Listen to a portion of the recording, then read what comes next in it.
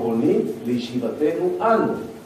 אבל ממילא יוצא שאם יש לנו 7 עמים חדשים שהולכים באותה שיטה,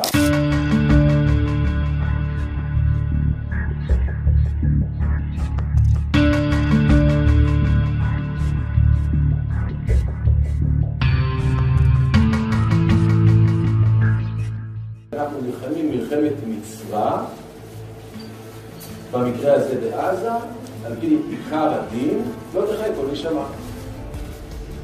הסברה בזה מאוד ברורה, לא תהרוג אותם, הם יהרגו אותך. המחבלים של היום הם הילדים של המבצע הקודם שהשארת אותם בחיים, והנשים בעצם אלה שיוצרות את המחבלים.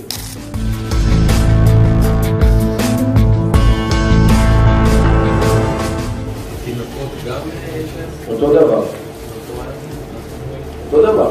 אתה משאיר אותו, כאילו אתה לא יכול להתחכם מן התורה. כשהתורה אומרת, לא תחי כל נשמה, לא תחי כל נשמה. היום הוא תינוק, היום הוא ילד, מחר הוא אוכל.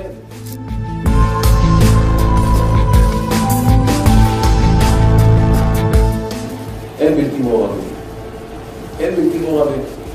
ודרך אגב, גם אדם זקן, שאתה מגדיר כזקן, מסוגל להרים רובה ולראות.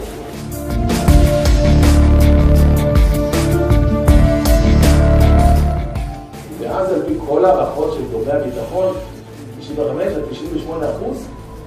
הם עושים בהשמדתנו. זה רוב שהוא לא משקר.